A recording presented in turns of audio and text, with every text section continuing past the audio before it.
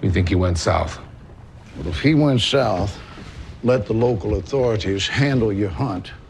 Well, the local authorities in the South are Confederates. Get someone to clean up my room for the ceremony.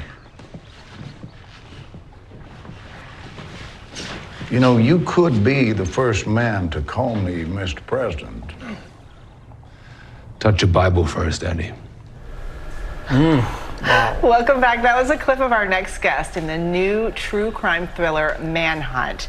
Now, you know him from his award-winning role playing Prince Philip in The Crown, and now he's switching lanes to American history. I literally was listening to his accent like, oh, because that is not his accent. I was very confused. And he plays Lincoln's Secretary of War, Edwin Stanton, in the unfamiliar story about the aftermath of Abraham Lincoln's assassination. So here to tell us all about it is Tobias Menzies. Welcome to GMA3. Thank you. So this is a story that so many of us think we know, right? The assassination of Abraham Lincoln. But really, there's a lot we don't know about this. So tell us a little bit about the show and the whole story.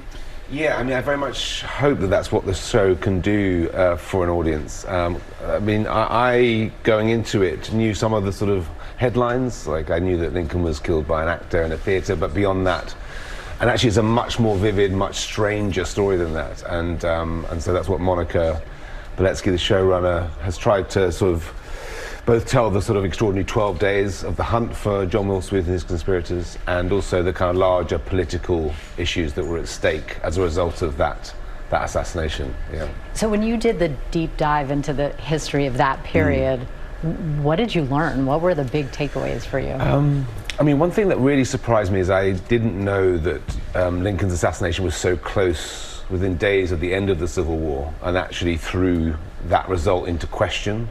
So in those immediate days afterwards, everyone, I think, was asking the question, oh, are we still at war? Is this 4-year civil war not at an end? That was very interesting. I guess just the larger implications, and that you could argue that the death of Lincoln resulted in the loss of Reconstruction, and it took a further, you know, there's a certain strange poignancy about watching the show now, is as a viewer, you know it took 100 years for those land rights, voting rights to be given to the African-American peoples of America. So yeah, that's why it feels like a relevant story to be telling now. Can we talk about the obvious thing that I noticed right at the top, which is you have a very American accent in this. You do not naturally have an American accent. Did you buy it? I did. Good. Okay, That's right. Okay. That was part of why I was so floored by it. I don't know why. I mean, you actors can do all the things, but how do you prepare for that? I mean, you played Prince Philip. That royal accent's also different than the accent you have. Yeah, I mean, in a way, I mean, the boring answer is it's sort of a technical exercise. You know, it's a set of sounds. Prince Philip is a set of sounds, and similarly, someone like Stanton, an American, is a different set of sounds. So you just have to sort of learn them, get relaxed with it, and then hope that it sort of comes together. You know. Yeah. Is it tough to prepare for something? I mean, because really your frame of reference for this character is maybe some documents, right? You don't have videos that you can look at to see what he was like. Yeah. Is it difficult to prepare for something like that? In a way, you have more license. I mean, someone like Philip in The Crown, there's obviously a lot of footage of him, and so a lot of audio of him, so we have to get kind of close to that.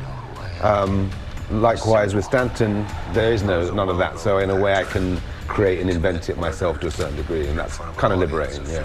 What's next for you? Anything exciting project? I'm doing a film about Formula One with Brad Pitt and Javier Bardem, which will be very different. But yeah, a bit of that. Kind of a small topic. Yeah, I don't think anyone's heard of those You're checking guys. all the genres off, aren't you? Like, Exactly.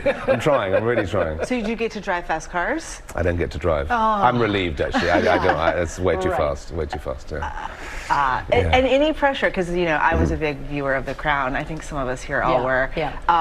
Because you're from there, is there pressure? Because people, you know, they remember Prince Philip. They know who he is. To get that. Yeah, I mean, of course you have a responsibility, I guess. I mean, when I was playing Philip, he was alive, and yes, you feel that obligation to sort of to do that respectfully in some way. But it's also a story. We know Peter Morgan has made a version of these people, and it's an act of curation as well. So we're not, you know, it's not documentary, and so therefore you have a little bit of leeway. You know. That's what you keep telling everyone. That's what I told myself. Take the pressure off. Yeah. Well, thank you so much for being here with us. It's been really wonderful. Manhunt premieres tomorrow on Apple TV+. Well, hey there, GMA fans. Robin Roberts here. Thanks for checking out our YouTube channel. Lots of great stuff here. So go on, click the subscribe button right over here to get more of awesome videos and content from GMA every day, anytime. We thank you for watching, and we'll see you in the morning on GMA.